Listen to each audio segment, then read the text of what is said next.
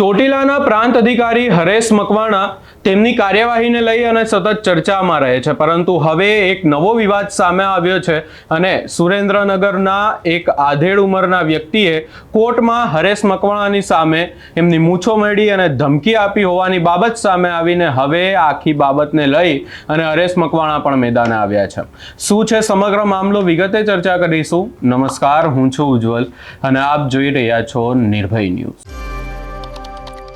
સુરેન્દ્રનગરમાં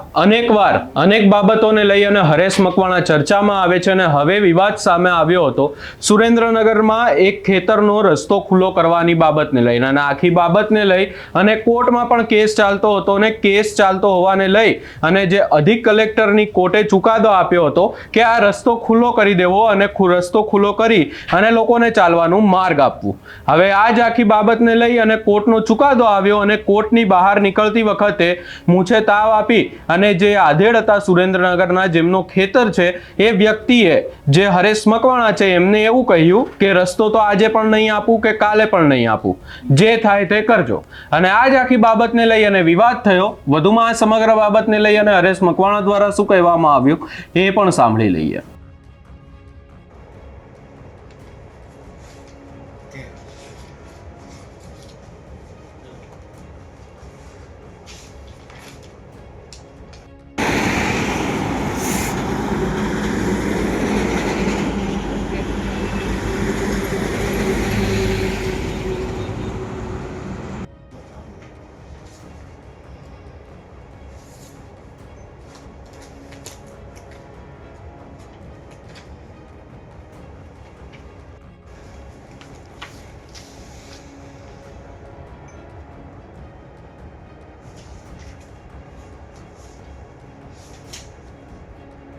મામલતદાર દ્વારા મામલતદાર કોર્ટ અંતર્ગત રસ્તા અંગેનો કેસ ચલાવેલો હતો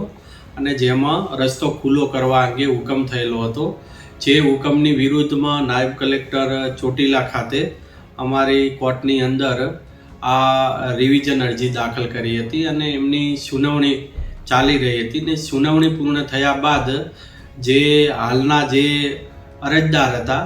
એમણે સામેવાળાને મૂછે હાથ રાખી અને ધમકી આપી કે એ માર્ગે તને નહીં ચાલવા દો। જે અમો દેખી જતા ભારતીય નાગરિક સુરક્ષા સંહિતાની સેક્શન 384 હેઠળની નોટિસ ઇસ્યુ કરી અને દંડ કરવામાં આવેલ છે અને દંડ નહીં ભરે તો 1 મહિનાની સાદી કેદની સજા કરવામાં આવશે।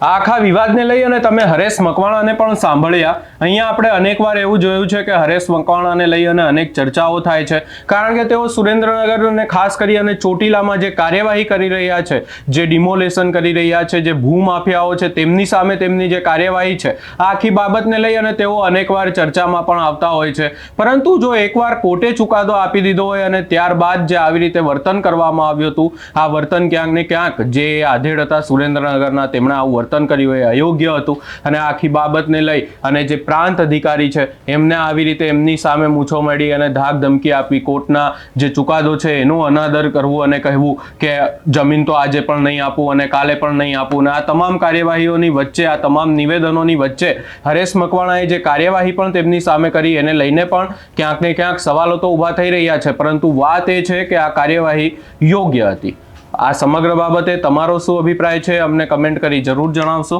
અમારી ચેનલ નિર્ભય ન્યૂઝને લાઇક, શેર, સબસ્ક્રાઇબ કરવાનું ભૂલશો નહીં।